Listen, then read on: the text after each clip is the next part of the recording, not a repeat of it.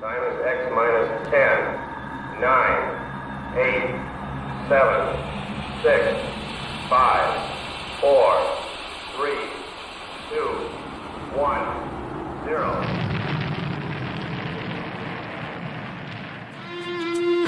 It's the Rocket Hour. Y'all are now tuned in. Time to hit the pick four that you'd love to win. If your money's coming slow, step on the faster track with your host, Ricky Pasternak. Let's go.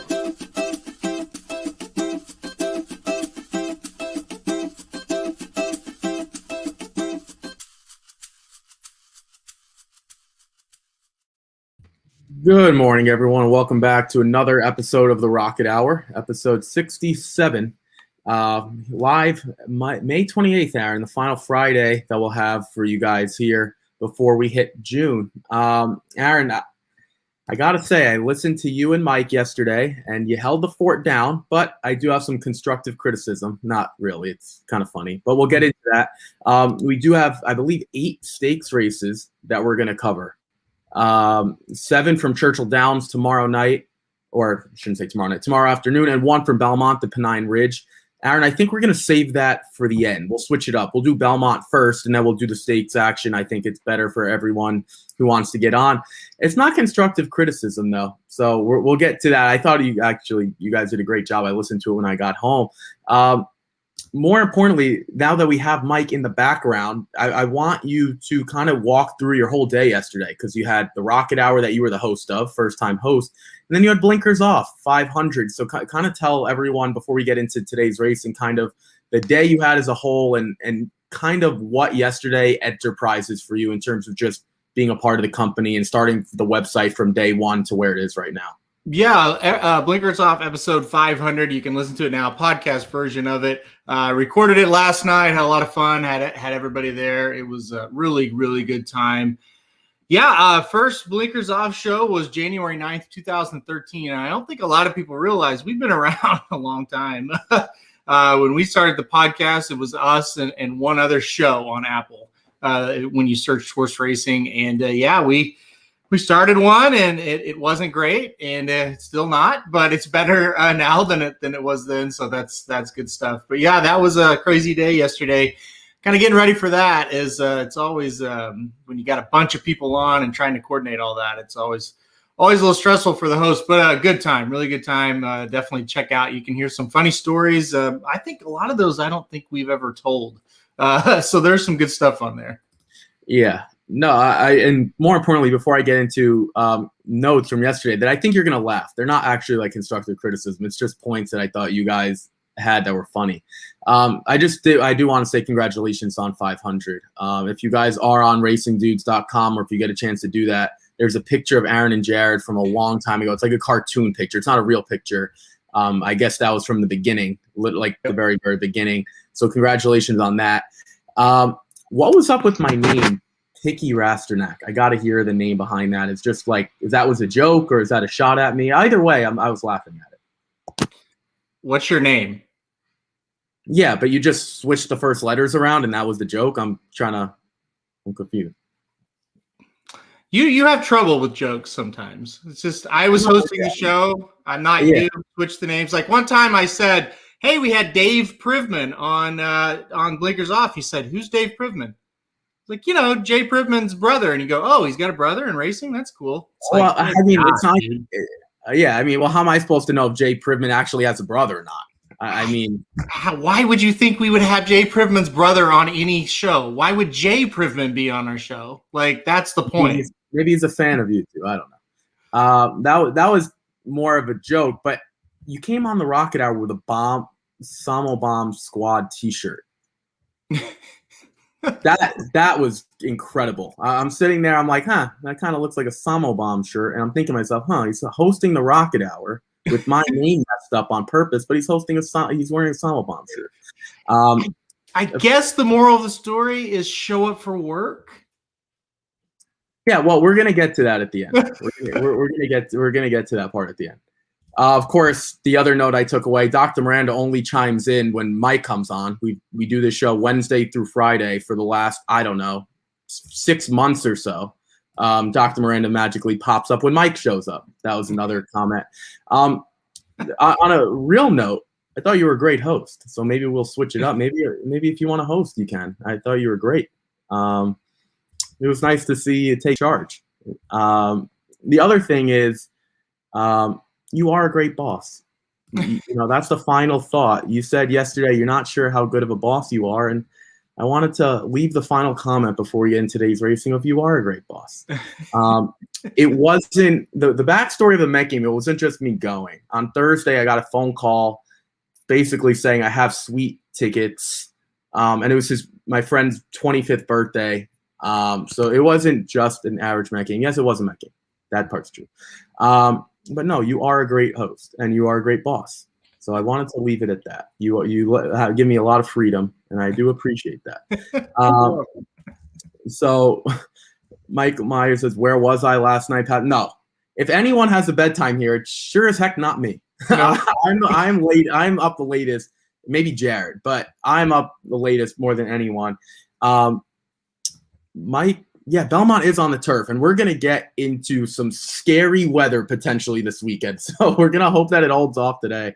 Churchill Downs is already off the turf. So, Aaron, before we get into it, how was hosting yesterday? Did you enjoy it? Do you want to take that role on this show, or do you want to let me take it on? No, I definitely want to take it on. Yeah, I after that, I've got the itch. I want to be the host from now on, no question. Do you want to start today?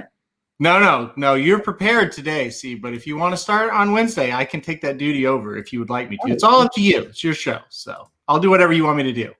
Well, it's ironic. You're my boss, but it's my show, so I don't know if I can give myself liberty for the day off or not. I think we have to figure that out in the bylaws. So that seems to be that seems to be interesting.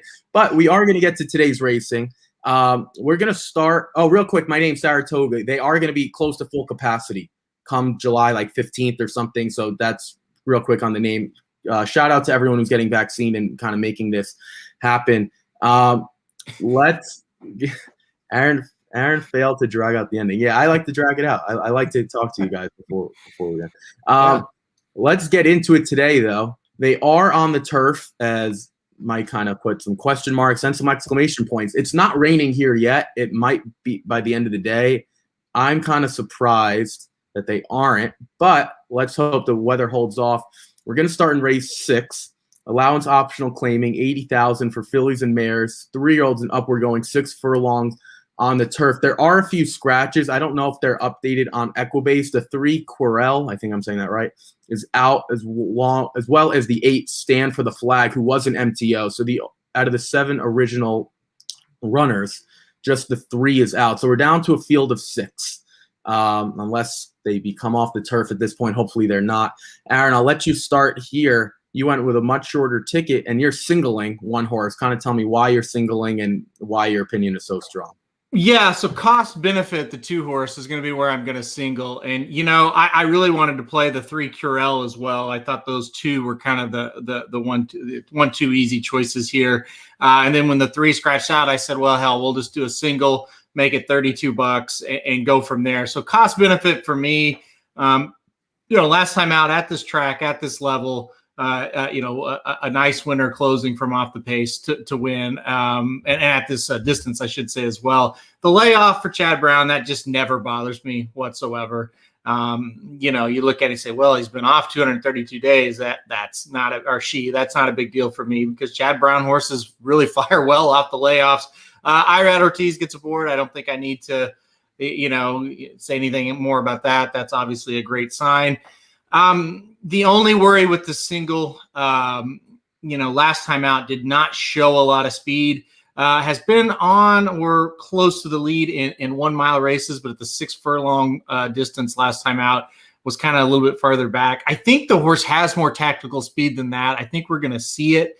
I am a little bit worried about the 7 Malibu Mischief taking this field gate to wire, but I think the 2 can be within range. And if she is turning for home, I think the 2 gets by the 7. So for me, I'm going to single this 2 to start things off. Yeah, I'm kind of with you. I don't, in terms of the layoff aspect, when Chad Brown gets a horse and it's like their first start of the year, you don't really worry about it unless it's an abnormal. Like if it was like a 2019, then that's maybe something to consider. But I'm completely with you. I wanted to talk about before Faccio Low a little bit. First start in the country at Aqueduct in the Winter Memories. That came up pretty strong. And it's weird because, Aaron, we talk about layoffs, especially European runners. It's not surprising sometimes to see 6 months, 12 months, even longer than that potentially, just because they want to figure it out and whatever the process is. I don't really know, to be honest. But this wasn't that long of a layoff, only 5 months or so. That's pretty short for a runner that's coming from overseas. Christophe Clement immediately throws her into the Winter Memories. That came up with some good runners in High Opinion, Duopoly, Vigilante's Way. And I kind of said to myself, maybe she's just not that good. But I also took a re-look at that race. I don't know how comfortable she was. And sometimes it takes a start for them to kind of get going. If we fast forward here, we're almost a full 12 months from that final start in Italy. I guess that's Rome that she was running at, whatever. I think this is going to be a better performance from her. And I think she's going to show a little bit more speed. I'm not breaking the bank with this choice by any means. It's going to be interesting if she takes more money or if I'm maybe drumming her up a little bit, because cost benefit is 5-2. And I'm with you. I do think cost benefit is the horse to beat, but we haven't seen cost benefit run against a group of the Winter Memory Stakes. And I think there's a lot more upside with the 4 just because she has the potential to get better. Cost benefit ran well and closed. I'm not sure how much better she is than that, and I don't really see her as a stakes runner anytime soon. I think this is kind of her top, but I'm kind of with you. I think the 2 and 4 are the horses to keep an eye on. I was interested in the 7 Malibu Mischief a little bit just because of the speed. I have no idea how she's going to take to the turf here. She hasn't run on the turf in quite some time. It wasn't a great race, but that was a long time ago. I'm willing to – she's in form now. If you take the races at Laurel out, which were competitive dirt stakes races, her speed should play here. And Aaron, you told me along that speed on the dirt, it should really translate to the turf. Even if she's not good on the turf, she's at least going to be a factor. And we go from 7 runners to 6 runners with the 3 out. I assume that's all we're going to have. By some miracle, if this thing actually gets to the dirt, she's going to be even a bigger player. So this is a horse that I want. I assume it's staying on the turf as of now. The rain's supposed to hold off until late this afternoon into the nighttime. But I think there's too much speed here in a race that Aaron kind of looks like it's got a merry-go-round type of feel to me. She will have to get better, but there is enough speed there for me.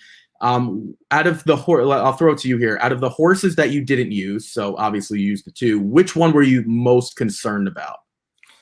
Yeah, I think the 7 because of that speed. I am very worried the 7 can take the field gate to wire. It's just one of those deals where I'm with you. I don't think the horse is great, but you look on paper and it's like there's just not anybody else that can really press the horse. And really, the 2, even though it didn't show a lot of speed going 6 furlongs, the 2 going a mile was close to that lead. In a couple of races we're on the lead. So I think the 2 is going to have to be the one.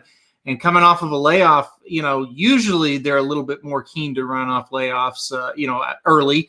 But you just never know. Might not get out of the gate all that well, or whatever could happen. And then the 7's all alone. I'll comment on the 4.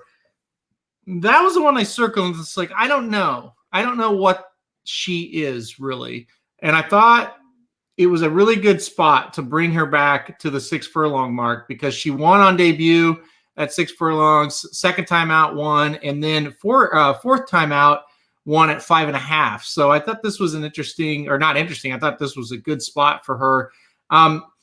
It's one of those deals for me, Ricky. If I didn't single, I would think about going really deep. Like if the 2 doesn't win, I could see a lot of them.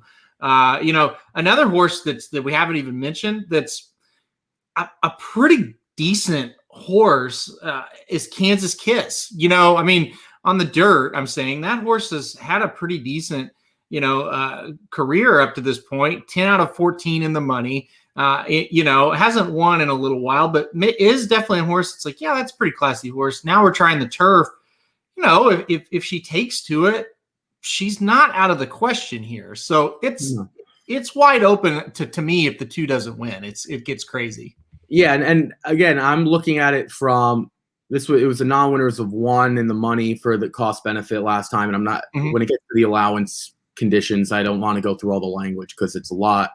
She's moving up here, and she only won by a length and had to close 5 wide. It's one thing if she won by 3 or 4, but to only win by a length, granted, she was literally dead last early on. I just kind of look at her, and I do think she's vulnerable. That's the question you have to ask yourself. Do you think she's vulnerable? For you, you don't think she is, that she is the class of the field and should win. That hence is your single. For me, I'll take some speed, and I'll take the 4, who I think has upside. But to your point on Kansas Kiss, I don't see enough speed out of her where I want her early on. And in this field of 6, it's like, who does she get the jump on, right? Is she going to get the jump on the 4? I don't know. They're probably going to be side by side. At least I know the 7 has the jump, even though she might not take to the turf. And Kansas Kiss, we have no idea about the turf. We haven't even seen her on it. Maybe they jogged her over it or something in a morning work. We have no idea. But I'm with you. I mean, can the 6 even run a good race, Jeannie B? I mean, potentially, if you buy any stock into any of the Woodbine races, or this, when she ran against Secret Message in a turf race at the fairgrounds, like I'm with you. I think this race is wide open, but I did think I have the top 3, and I'm with you. I do think cost benefit is the horse to beat. Chad Brown has a good idea of where to place his horses off the layoff. Can you? I guess you could touch on this comment. Wow, Irad's going to ride at Belmont and Penn National today. Yeah, I didn't handicap Penn National at all today. I'll be the first to admit.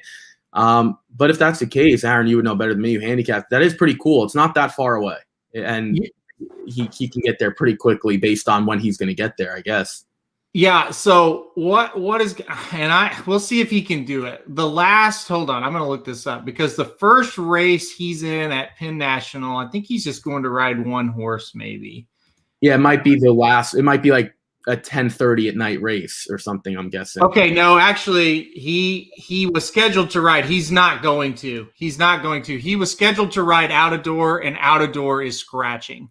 And I thought he had one other mount, but he does not. Isn't Out of Door running on Sunday at Belmont? Yes. So Irad won't be at Penn National now. Johnny Velasquez is scheduled to ride. Junior Alvarado is scheduled to ride at Penn National tonight. It's Penn Mile night, and so that the first 4 races are stakes races at Penn National. But yeah, Irad was just scheduled to ride Out of Door. Out of Door is scratching, and like you said, he's going to run at Belmont this weekend. Yeah, so I happened to start handicapping Sunday, and I saw Out of Door is like the horse that you can't even trust. I mean, this horse has more entered races than he has real races. I've never seen anything like it in my life. Let's move on to race number 7. Those are the entries now. We have as of now, no scratches, no changes. Claiming 25,000 for 3-year-olds and upward, going 7 furlongs on the dirt. Aaron, this is the race that I thought was more wide open than the rest, to be brutally honest. And I think all these horses stink. I'll be brutally. I'll start with my top choice, and I'm really hesitant on my top choice, which I usually never am. I usually have a top choice, and I like that horse. It's the 2, Wild Union, and Wild Union comes into this one at 4-1. But this is why I'm skeptical, right? The class is there. Broke the maiden claiming 75,000 back at Churchill. You're thinking, all right, this horse isn't bad, because a lot of people aren't. That's a weaker maiden special weight race, when you're talking about runners at that level. So I'm thinking to myself, all right, Peter Miller's got something. Brad Cox has something, and this horse just never panned out. He's never finished better than 4th since that race, and now he's dropping in for this one. There's a slight cutback in distance, but this horse wants to close. I mean, I don't know. There doesn't look like there's a ton of speed. The speed looks like crap, if there is any. And Peter Miller, literally, none of his horses have beaten a standing tree at Belmont. They are horrible, absolutely horrible. So my top choice might be the most vulnerable one in the group, but I am getting Peter Miller at 4-1, and I'm going to get Javier Castellano as well, of course. And Javier is winning at 6%. Peter Miller's at 0%. So if that, I should have switched it up and let you go with this one first, because these horses stink. I mean, this is horrible, absolutely horrible. I'll let you go. maybe kind of take a few off my hands and I'll see what's left. Yeah, I'm with you. I thought this race was complete crap. I hated it. It's definitely the one in the sequence where it's like, why did you guys put that in the late sequence? And I can take it if it's the last race, and they always do that. The last race isn't very good, but I hate that this one's in there with these other ones. I liked Wild Union on top 2, and I'm with you though. I use like very loosely because it's not great. I thought the 6 Writer's Regret was kind of an interesting horse. Not good connections. I get that. But, last time out at Belmont Park wasn't just awful. Got second at the 30K level. I know, he was beaten 8.5 lengths, but, he ran a speed figure that was pretty decent. He's run speed figures in the past that could win here or at least be competitive. And I thought, well, at 8-1, I think that's a horse you got to throw in. So I did like the 6 a little bit. What about the 8? Wicked Indeed. Second off the claim for Steve Asmussen. Ran at Churchill Downs at the 30K level last time out. It wasn't a great race. None of these horses are coming off great races, right? But, 4th, beaten 4 lengths. Now, he gets Saez aboard and we dropped to 25K. So, it's basically the same kind of race. But, maybe this horse, second off the claim for Asmussen, could kind of wake up today and win. So I did use that one as well. And then the last one I used was the 3 Victory Built. It's just a situation. Again, I like Franco. I don't really like the trainer all that well, but the horse does have early speed, almost went gate to wire. I know it was at Parks, but it was against the starter allowance ranks. If the horse can get out in front, probably going to be tough to run down with these other horses behind it. So I thought, we better throw the 3 in there as well. So for me, 2, 3, 6, and 8 is where I went here. Yeah, so I went 1, 2, 3, 5, 8. So I won't talk about the 6 because I don't love the 6, but I literally can't talk you off any horse. And if there was a 9th horse in here that didn't have a name or any past performances, I'd probably take that horse. No name, no connections, no nothing, because I hate everyone. I wish every horse could lose if that was possible. But I'm going to talk about the 5 a little bit. Sorry, you didn't talk about the 1. I'll talk about the 1 a little bit. Okay, I can't believe some trainers have the nerve to put, or owners, I should say, but whoever made the decision. Your horse wins at a 25,000 maiden claiming. It takes you 10 starts to do it. You get lucky going gate to wire at 3-5 at the worst possible level that NYRA has to offer. So then you step them up in class and you put them on the turf. That looks like a good freaking move right there, folks. That looks like a winning move. Mind you, a New York bred against Open. Really, really smart. That's really, really good. Aaron, I know you had Kelly on last night, right? Kelby, his son, yeah. Kelby, sorry, I apologize. Kelby, that's your friend. He's a trainer. As I've said before, I would have 0 trainer friends. Because if I saw Charlie Baker, I'd be like, that was the biggest piece of shit move I've ever seen. Thank goodness this horse gets back to the dirt. He's not even good on the dirt, but let's throw him on the turf. He's done really well on the turf. His last 3 turf efforts, 7th by 7 1/4. Last 2 turf efforts, 1 was scheduled for the turf, and then the maiden special weight 9th by 9 3/4. And then the one before that, 6th by 5 1/4, that was scheduled for the. We should put this horse back on the turf next time out. It looks like a turf runner. But does belong on the dirt, and if that sloppy race comes back as anything, maybe he can be okay as he gets back on the main track. Same thing with the 5 Scotto, right? Irad Ortiz gets aboard for Rudy Rod, and this horse, at least, I'm not the biggest Rudy Rod fan, but he did the right thing. He starts at 40 and then moves down to 25 and keeps him there.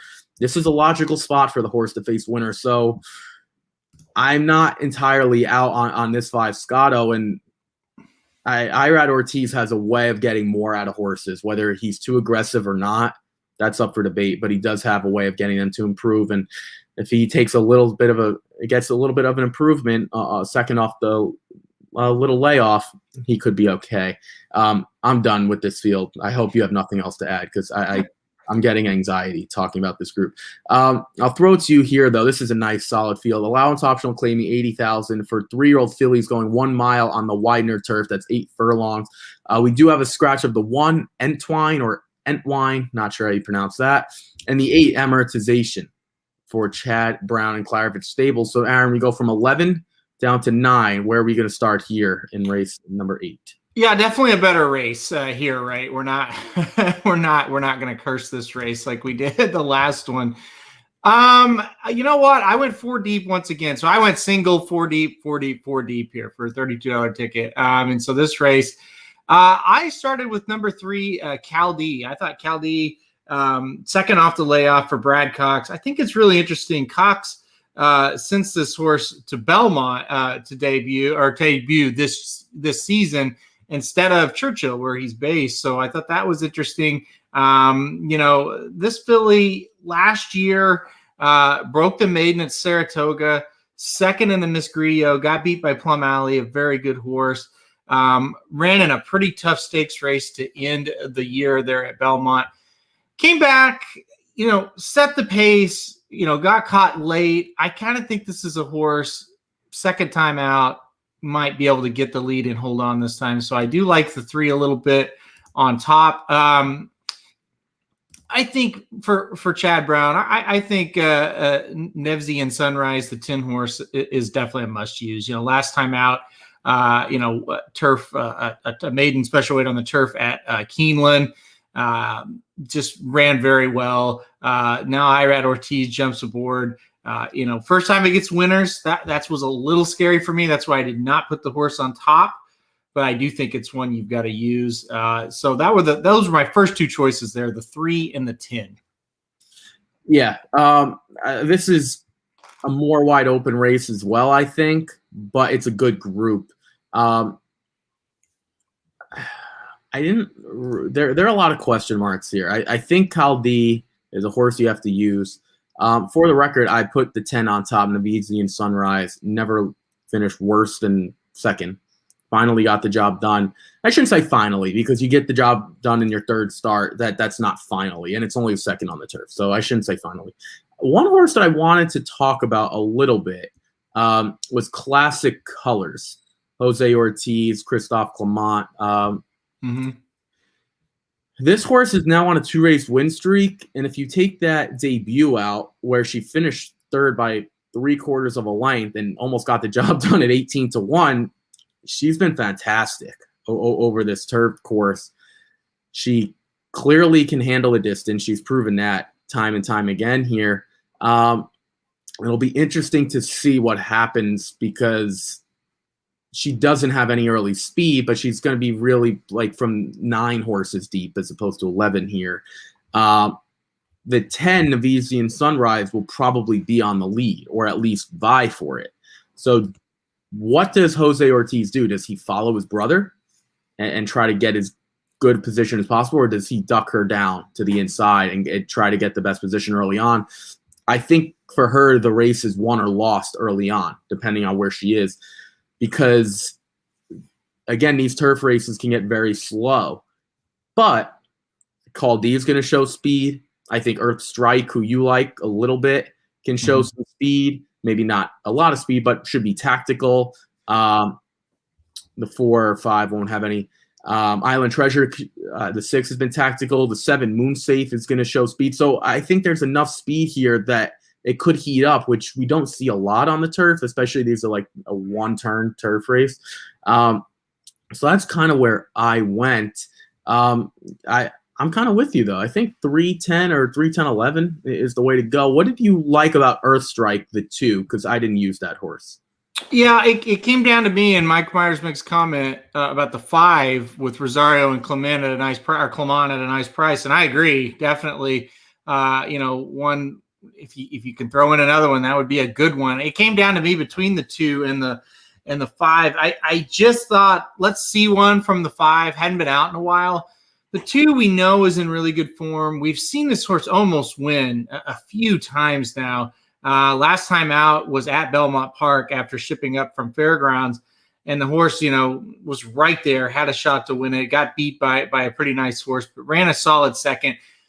I don't know. I just think she's one. I was like, I think the thing that she's got over some of these other ones is that recent form and proven form over the track that we're running at today. So I thought she was a good one to add in there. So and I also think you said it best. She has speed, but she's also tactical.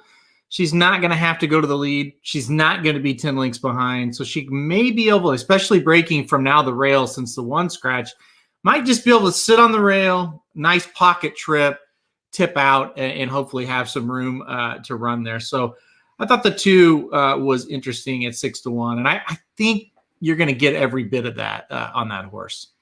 I'm a little concerned about her, not using her, I should say. I'm already playing a big ticket, much bigger than I ever anticipated. When I woke up this morning, I was like, oh, God, do I really want to play this big of a ticket? The problem is, Aaron, I couldn't really single anywhere, and which you had the benefit of doing. I didn't like anyone that much, but I am worried about Earth Strike. And you're right, breaking from the rail should help tremendously. I don't know how they do it at Belmont, but I still think they're going to leave that one post open. It's going to be like an empty space, which means there's even a little room now for her to operate, and Johnny V is better than anyone. So, yeah, that's the horse that I'm worried about. Let's talk about a few others. The 4, Miss Teresa, I think we saw her at a similar level. She's probably not good enough, and she lost to Earth Strike last time out, even though it was just by a length. I'm kind of with you, though. Now I'm getting Hector Diaz, who was on the 2. Now I'm going to get John Velasquez. So I didn't think the 4 was one that I took all that seriously. The interesting one, Aaron, I think, though, and I'll throw it to you, is Moonsafe. We have no idea what Moonsafe is on the turf. She's never been over the turf. I don't really know anything about the pedigree, to be honest. I know Mike Trombetta is a quality trainer. I know Eric Consell is more than good enough. Are you scared at all that this horse Moonsafe coming out of a stakes race at Pimlico can run at all, or do we just think that speed's not going to be good enough? It's not going to be quality enough speed. I don't really know what this horse is going to do. I don't think this horse is going to go off at 13-1. I'll be clear about that. Or 30-1, I mean. Sorry, 30-1. I don't know. I think the horse may play a factor in the race with the pace, might mess with a couple of horses that have early speed. I don't think the horse is going to be around at the end. But, the pedigree isn't horrible for running on the turf. If this is a situation, if she had drawn a little bit easier of a spot first time on the turf, you might be like, yeah, I'll give this horse a shot, but this is a pretty tough spot to make that turf debut. I mean, it's not a stakes, but it's a pretty good race. Like this has got some horses that have been in stakes or will probably go to stakes, next time out. And that's ultimately where I kind of stopped too. I think this is just too tough of a spot because these turf runners we're going to see, Aaron, are probably stakes runners at Pimlico or Laurel or, down in Maryland. So if we're playing 2 + 2 is 4 and just trying to play the associative property game, this is probably too high for her, even though it's an allowance optional claiming. But I did think that one was interesting. Let's go to the final race here. I'll kick it off. Race 9, maiden claiming 40,000 for maidens 3-year-old and upward, going 6 furlongs on the turf. We do have some scratches out of here as well. I'm going to get to those right now. I don't know what was updated when I took this off. I know the 12 Tremendous is out, but I think the MTOs were left in just because of the weather. I'm not sure as of now what the situation is, but I don't think it's going to be bad enough where this race is going to come off. So I'm going to announce the 14, 15, and 16 are out. That would be Dos Vaqueros, Mr. Buckley, and Mr. JT. I think the weather will hold up enough. So that does mean the 13 Venerable draws in, and Aaron, that's the horse that I think we have to talk about a little bit, and I'll kind of let you do that. For me, I'm kind of on the 11, and that's Congrats for Glory. Debuted last year over a muddy track. There was only 5. It was scratched down to 5 horses. She finished 5th by 32 1/4. But then she comes back here this year. Yeah, I don't know what that was. She comes back this year on the turf in a much easier level, and she runs pretty well. I think there's a legitimate upside. I don't like using that word upside because we don't know if there's upside. They might just be crap horses.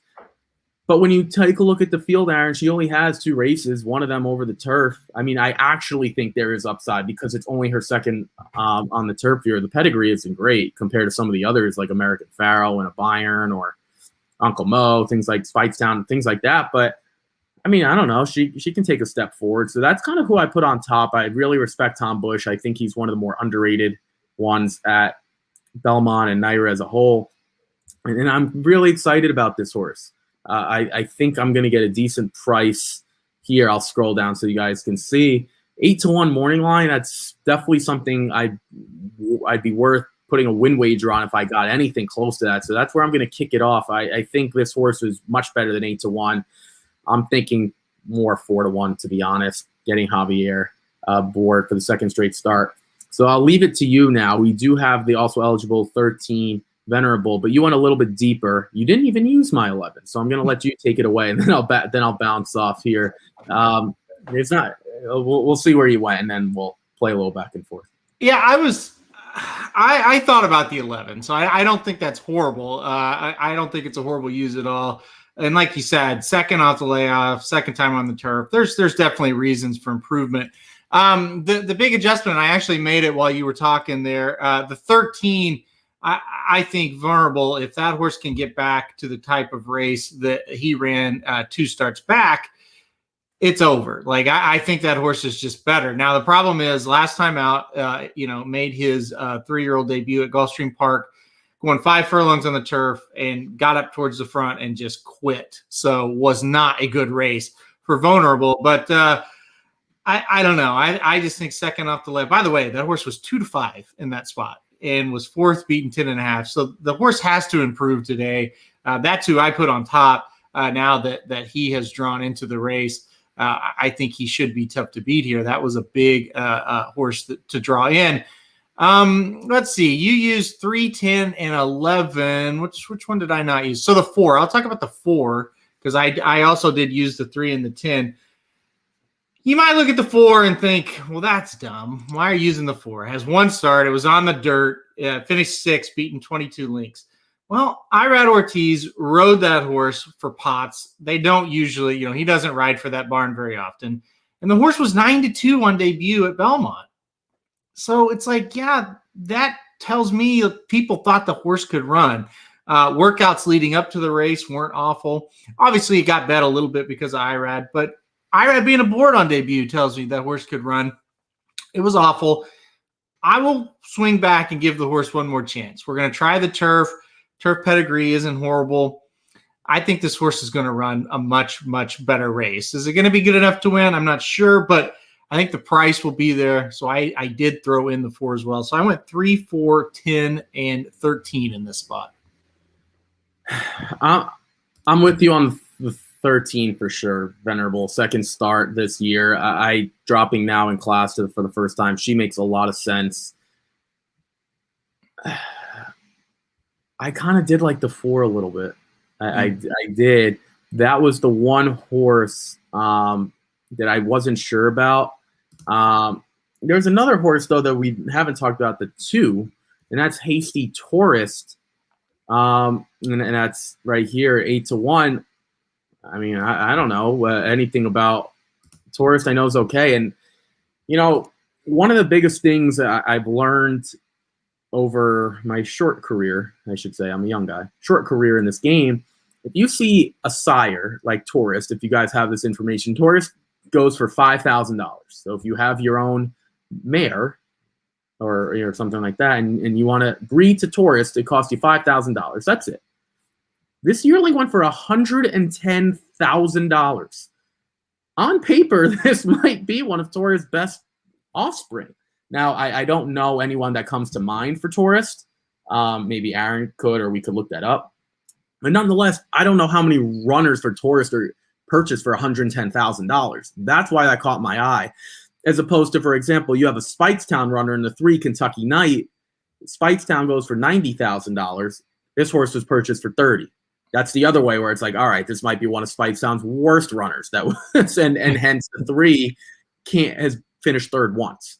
So that's sometimes an indication. That's why the 2 drew my eye a little bit. Aaron, do you look at prices like that? I kind of look at prices more than I do at workouts, to be honest, because I think the workouts are fraudulent, and B, most of the time they're fraudulent, and B, if a runner's for $110,000 when you can get them usually for $5 if you bring your own mare from a farm, that tells me that this horse might be decent. I'm not saying the horse is going to be great, but he's got the potential at least. So I thought that was maybe one to keep an eye on.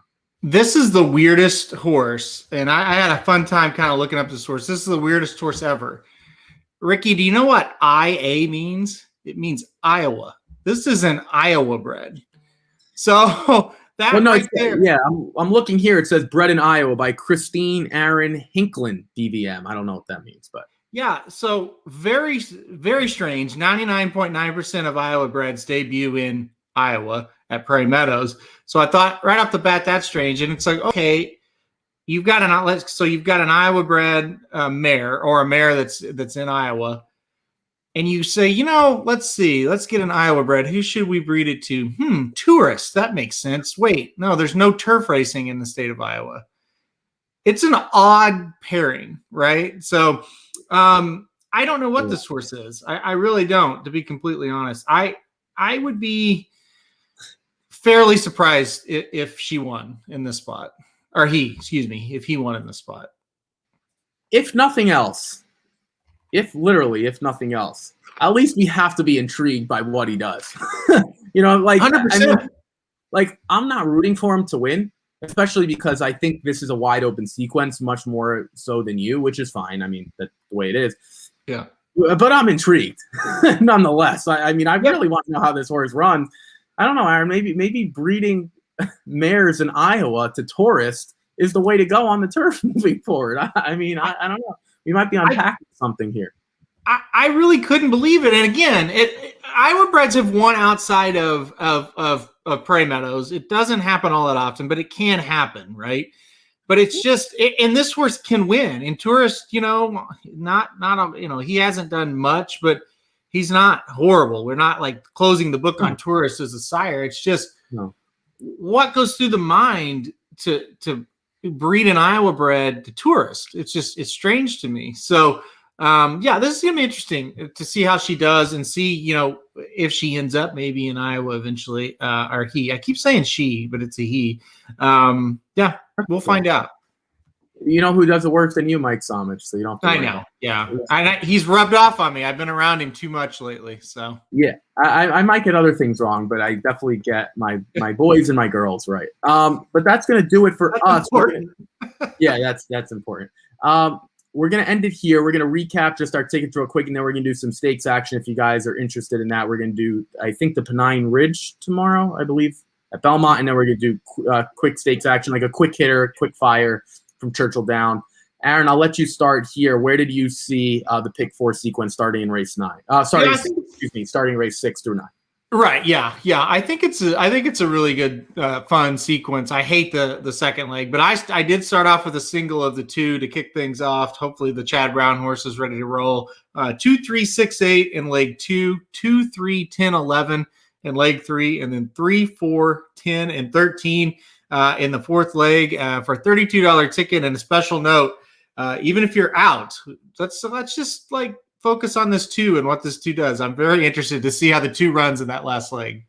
Well, the difference is if I'm out, I'm down $67.50. If you're out, you're only down $32. So you won't be as upset. No, I'm kidding. Right. But in all seriousness, yeah, I'm going to talk about at the end. We'll talk about it. For me, I'll start with race number 6 again.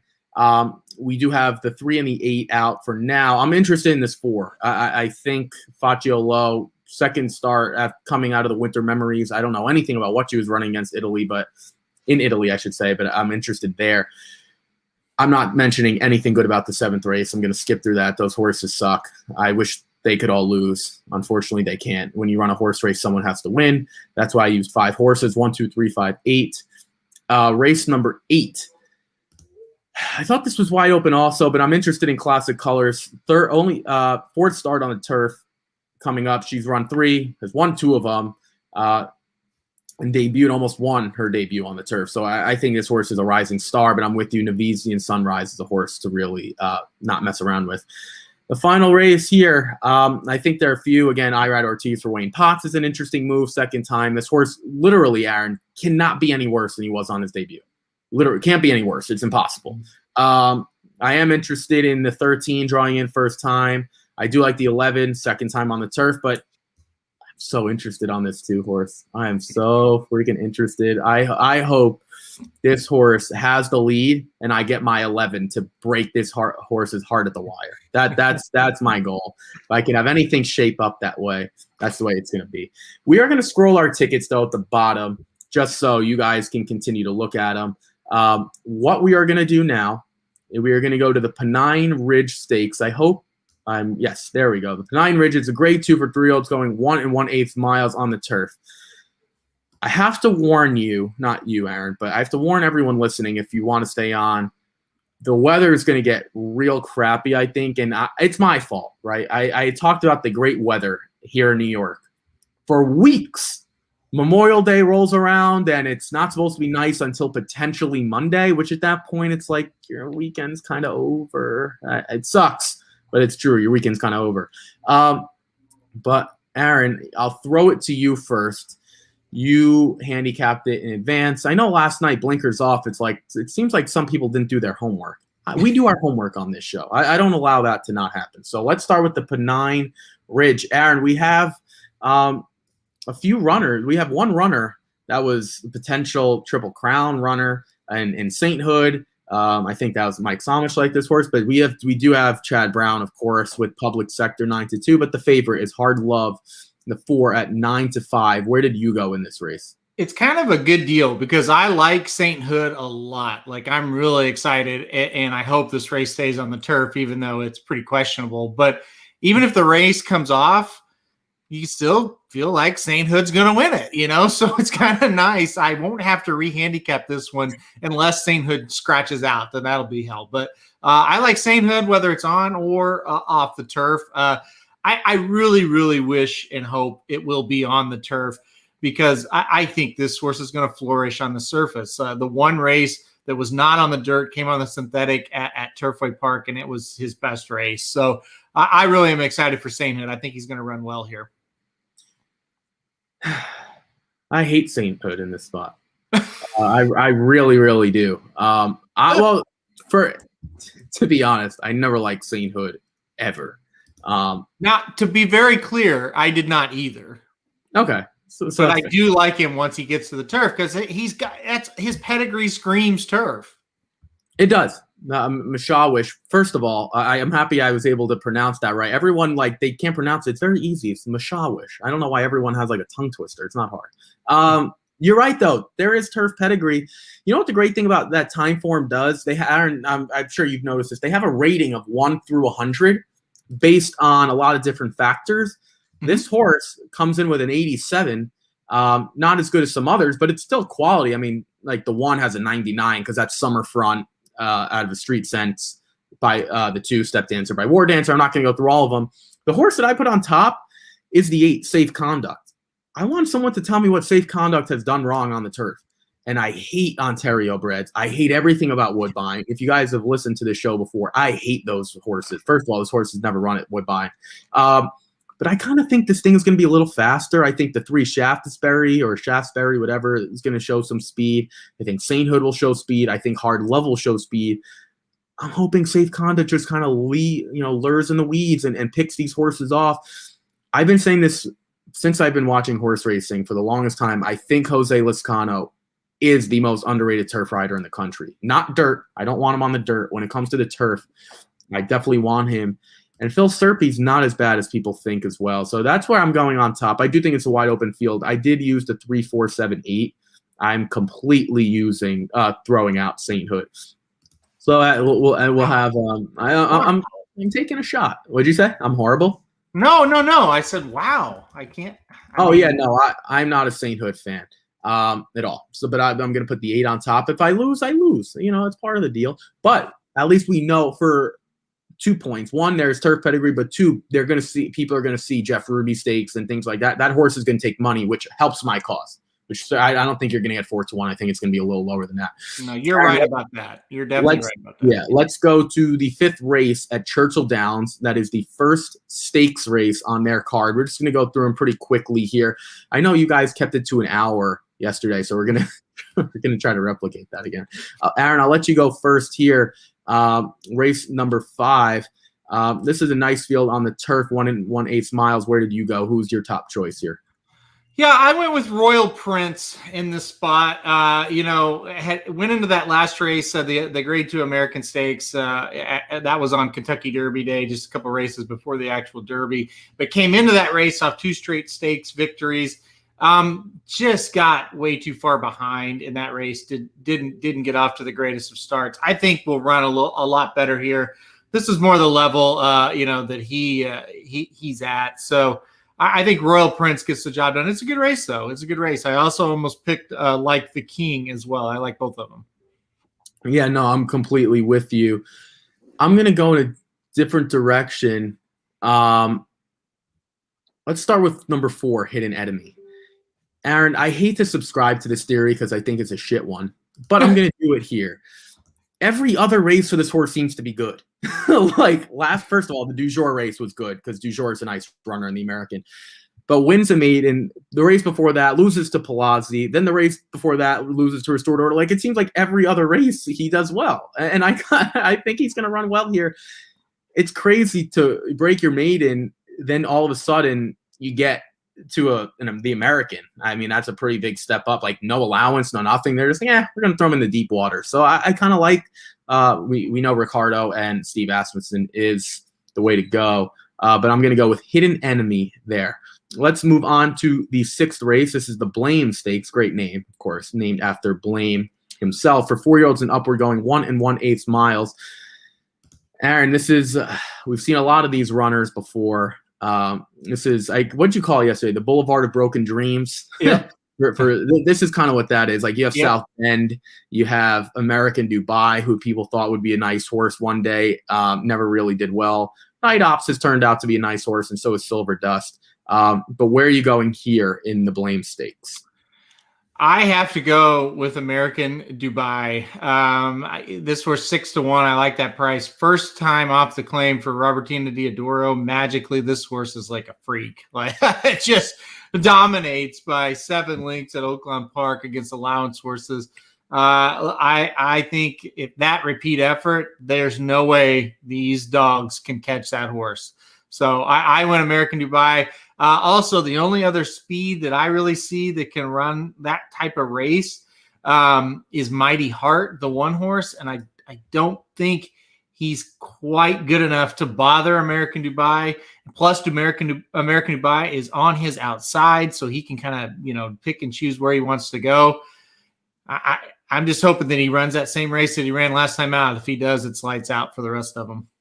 What do you think of South Bend? I don't hate South Bend. I think he's got a shot. Well, I thought you were going to say I hate him, which meant you would have hated Mighty Heart because Mighty Heart lost to South Bend. That's where I was going. That's what I was aiming for. But I'm going to go with Night Ops. I am kind of with you, though. Is American Dubai due to run a crap race after that one last time? Yeah. I think that's your ultimate question. I think he is. Now, maybe there's something that I don't know. And if there is, then I'm going to be wrong. I did put American Dubai second for the record, but I do like Night Ops a little bit more. I don't really like anyone in here, so I'm just going to kind of cut it off. I'm really targeting that hour mark. Let's move on to the next race, a race I like a lot better. The Shawnee Stakes for fillies and mares, 4-year-olds and upward, going 1 1/16 miles. That's 8.5 furlongs. Aaron, we have 8 horses in here. We have Evutante, who comes in at 4-5. That was a little surprising to me, I'm not going to lie, because there's another horse I do like in here. But I'll let you start. Is Evutante just going to be a runaway winner, or can someone run with her here? I really like this horse a lot. Yeah, Evutante is going to be my top pick. I would probably play the 7 and the 8 and just go on to the next race. I think those are the 2 you need. So I'll be interested to hear if you disagree again. You look at this horse, though, Remington Park Oaks, 4 races back, dominated. Then goes to the Fall City handicap, grade 2 race at Churchill, dominates. Then has to run in the Azeri against She Dares the Devil, Latruska. Okay, got beat 2.25 lengths. Okay, that's not so bad. Then ran in the La Touraine and got beat again by She Dares the Devil by a length. So this horse has faced much better than most of these. I think Paris Light's pretty decent, though. So I think 7 and 8. But yeah, Invitante for me on top. Yeah, no, I'm. Of course, you have to throw in the part about Paris Lights because that's exactly what I was going to say. Yeah, I'm kind of with you on Paris. I did throw in the 3 a little bit for a long shot with Iston Council because I think she can be forwardly placed as well. But I put Paris Lights on top. Paris Lights got a 117 time form 2 races back. And then in the same race, there's Evertante. She tried to chase and just wasn't fast enough. I don't think this race is going to be as fast. There's not as much speed. So that's why I put on top Paris Lights. I think the price, if this is what we see price-wise, 4-5 versus 4-1, it's not right for Paris Lights to be that high. Yeah. So that's where I would go with my win bet. You have to use Evitante, but just keep an eye on Iston Council. That's one of my better long shots on the card. I don't think she's as bad, and I think you're going to get better than 8-1. I think you might see 10-1, 11-1, 12-1. So that would be my long shot to keep an eye on. Let's move to the regret stakes. I'm probably going to regret this one. Grade 3 for 3-year-old fillies going 1 1/8 miles on the turf. That's 9 furlongs. Aaron, where do we go here? We have a field of 9. Yeah, this is I think going to be a pretty competitive race, right? There's a lot of good horses in here, a lot of horses that are going to use this to move up to bigger races. I'm looking at the number 4 Spanish Love Affair to kind of get back into form. 2 races back, 1 at Gulfstream Park, and then got disqualified. Comes the Appalachian at Keeneland, was 2-1 and ran 6, beaten 9.5. I think she bounces back and runs a lot better today. I also think this horse is capable of getting out to the lead in this field. I don't see a lot of speed. And if she's not on the lead, she's going to be real close, and I think she's going to be tough to run down. So number 4, Spanish Love Affair for me. For me, I'm with you. I am using the 4. I thought this was one of the more wide open stakes races. I put her 4th. I'm not in love with her, but I'm with you.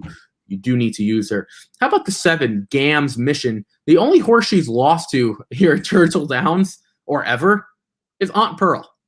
I'm not going to go into Aunt Pearl, but you might have heard of her before. Aunt Pearl, one of the best turf horses around. So she clearly likes this turf track, and she hasn't done anything wrong. But Spanish Love Affair is the class of the field. 5-2 is a little short for me, but I think you have to use her. Let's move on to the Matt Wynn Stakes. Real quick, this is for 3-year-olds going 1 1/16 miles, the lesser 3-year-olds in the group. You can check out Dr. Miranda's preview of the Matt Wynn. I believe it's going to be, I think it's in my article today, actually. I haven't been able to update that yet. And I think tomorrow as well.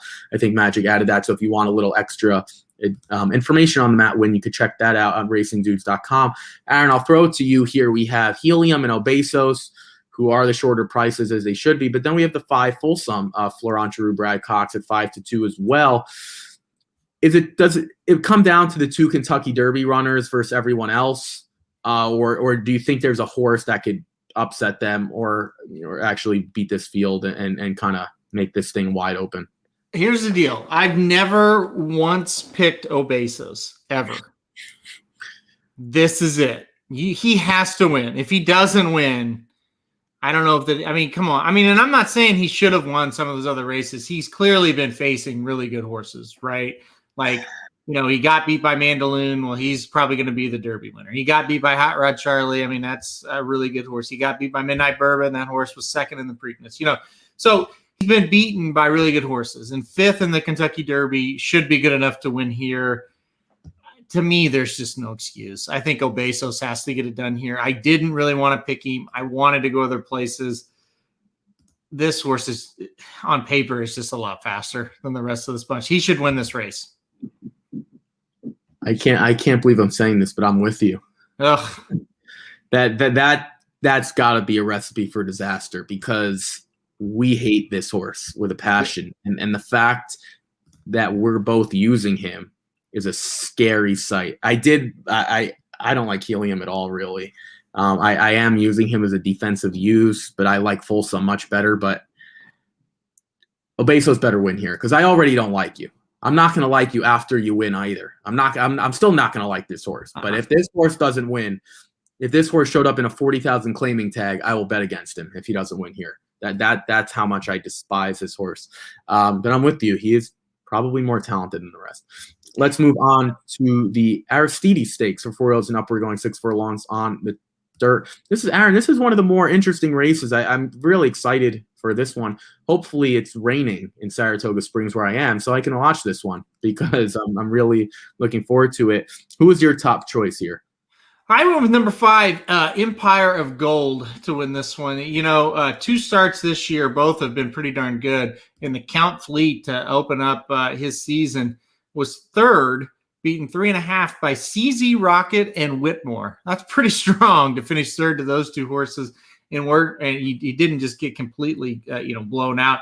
And then Empire of Gold comes back to win an allowance at Oaklawn last time out at 4-5 by a length and a half, and beat a couple of nice horses in there as well. The third place finisher of that race, Royal de Her, is back in this race. So I think Empire of Gold is going to be tough to beat. This is another race where, it's a 6 furlong sprint, and you think there's going to be a lot of speed.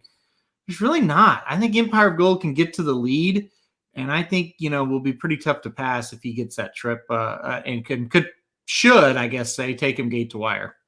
I used Isted Council as one of my long shots of the day. You know who my biggest long shot of the day? The 4, my top choice, Edgemont Road. This horse, first of all, let's throw the last one out, going 5.5 on the turf. Again, I don't know what the heck that was. I don't know what. I'm not even going to begin to go into that. This horse has run 2 races on the turf. Been horrible. Let's keep him off the turf. Throw that out there. This horse, Aaron, we talk about speed for a 6 furlong. There's not a lot in it. And the last time this horse showed speed, he lost to Sleepy Eyes Todd. Grant, that was a previous trainer. And then the one before that, he won an allowance race at Keeneland. I want to see this horse get pushed. And I think Ricardo Santana Jr. is going to do that. Javier Castellano, I love him. He's not aggressive. That's just not the way he rides. And it was over the turf. So I'm going to throw that out there. This horse does have a lot of quality dirt races. And I don't love Empire of Gold. I don't love Tap It to Win.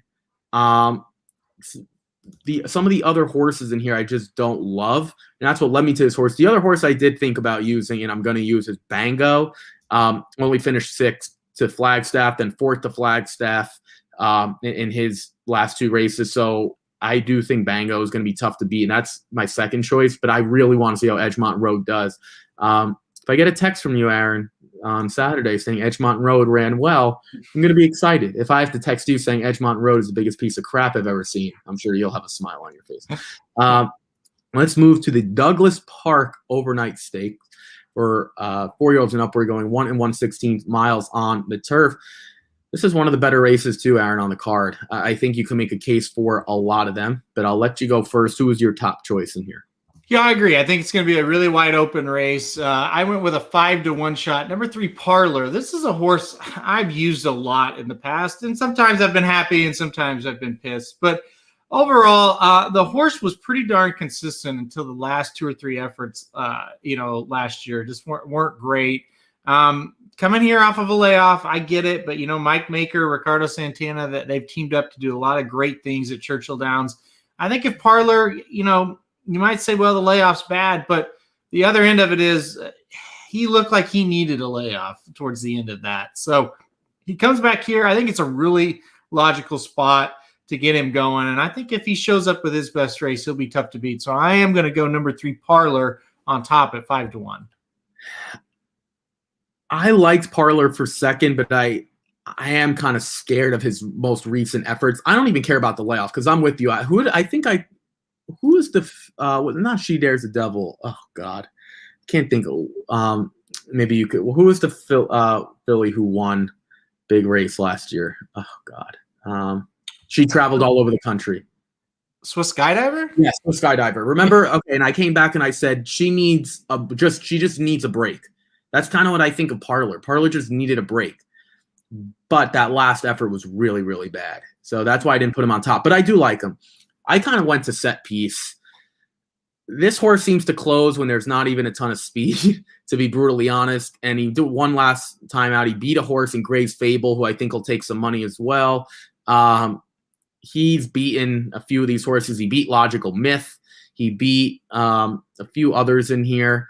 So that's why I went on top. I went a little chalky at the end, but I do think it's wide open. We couldn't keep it, Aaron, to the hour mark, but an hour and 5 minutes. So we got to cover like 15 races. That's pretty good for us. Any final words before this weekend? Just Lone Star maybe, or Penn National tonight, anything like that, or Monday racing, anything you want to give the folks before we head out? Yeah, it's a great weekend because while there's not like massive races, there's something going on all the time. Yeah, Penn National tonight going to be a lot of fun. And I like that because you could go Churchill, Belmont, and do that during the day. Then boom, Penn National right there with their big 4 stakes races. So I always like that card. I like smaller tracks having bigger races. That's always fun for me. I don't know if it is for everybody. It is for me. Saturday, we just went over all the Saturday. Huge day at Churchill Downs, plus the Pennine Ridge up at Belmont Park. Sunday, we've got stakes action. And then Monday, Lone Star Park. That I highly recommend everybody take a look at Lone Star Park on Monday. They have a fantastic card. They're running the Texas Derby. And then the Sexton Mile, CZ Rocket, stretching out to a mile versus By My Standards, who won the Oaklawn Mile last time out. That's going to be a hell of a horse race. I'm really excited about that one. And Santa Anita has 3 Grade 1 races on Monday as well. So it's a loaded weekend. I wanted to play Santa Anita so bad this weekend. I can't. I just can't. When there's 4 or 5 horses, Aaron, I can't. And it's has nothing to do with. I wish I could apologize to each of the 4 or 5 horses individually. Mm-hmm. I can't do it because unless I'm playing a win bet, how am I making money? Yep. I just don't get it, and it's unfortunate because they do have a lot of good races. I don't know what the issue is. I'm not even going to dive into it because I don't know. But I do want to play it. Aaron, if you're around Monday, maybe we can do some live Lone Star or a preview for Lone Star. I'm not fired by Monday morning. I may be able to give you a live Rocket Hour Monday from Lone Star. I'm pretty sure I'm going to go down to Lone Star to watch on Monday. So I think Mike's going also, isn't he? Yes. We were talking, and I was like, it's not that far of a drive for me. And how far is it? It's like 5.5 hours, I think. So it was kind of a situation. It's like, well, that's a pretty good card. I may just come down. So I think I'll be there on Monday. It is a good card. It just stinks when you have to come back to reality the next day. Like if that was Sunday, and then Monday you can kind of take it easy, I'm completely with you. Monday's a little tricky. But no, maybe we could do live, or maybe I'll be on live. We'll see. I don't know. I'm going away to Saratoga Springs for the weekend. That's another reason why I'm going to text Saratoga Slim and see what his plans are this weekend. Hopefully he's around. Parents are looking for a summer home, so that's going to be cool. I'm looking forward to that. Hopefully the weather holds up. It's not supposed to. I don't know if it is by you, but it's not supposed to be great here through at least Sunday night, which means, again, on Monday, it's going to be rough. So just keep an eye for all the weekend racing in regards to the weather. I'm going to do my best to keep it updated and ready to go. If anyone out there is listening, let's try to hope that they do all the cancellations prior to race 1. Don't want to see races off the turf in the middle of the card. That really screws everyone up, especially me. But on the bright side, I should be on the website. Hopefully, fingers crossed, next Tuesday maybe. We're gonna see. Yeah, hopefully. I mean, that's a legitimate possible date. I'm not just throwing it out there. Yeah. That's a legitimate date. Maybe after the Belmont, but I'm really hoping it is next Tuesday, even Monday, maybe to test out. So we'll see potentially. That's going to do it for us. Only an hour and 9 minutes. That's pretty good for us. We got to cover 12 races, 4 in depth for today. Belmont, they are on the turf as of now, and I think they'll be for the rest of the day. It's still sunny here for now. Everyone enjoy your holiday weekend. If you get to enjoy it from today, make it a 4-day weekend. Great. If not, you still have 3 days off, hopefully. enjoy the racing. If Aaron can get on Monday from Lone Star, maybe Mike as well, if he's not in 40,000 handicapping contest, that would be awesome. So that would be nice. Nothing like a little Lone Star action potentially on Monday, and the racing's great all weekend. And then Belmont, Aaron and I and Jared will be, and Paul as well. We'll be live from the Belmont on Saturday, so that's gonna be awesome. A lot to look forward to, all in a week time span. But that'll do it for us. Everyone, enjoy your holiday weekend. Stay safe, stay healthy. More importantly, hopefully things are getting better week by week, month by month. So let's try to keep that trajectory trending upward. And that'll do it for us. Chime in with your questions, comments, concerns, emails. Reach out to us in any way, form, or fashion, and we'll do our best to get back to you. Hopefully we'll catch some tickets as well. Aaron, we're looking for the 4th straight opening day of the week. So this week is Friday for me that the Rockets are looking to hit. Free as well. So just check out the article. It's free. If you can read, you can make money potentially. So it's not that difficult. Churchill Downs, by the way, is off the turf already. Letting you guys know that now. So Aaron might be in the middle of updating it, or so am I, is in the process. But their first post is 12:45. So we're working on it now. Everyone, have a good weekend. Hopefully we'll be on Monday to give you some live action as well. Take care, everyone.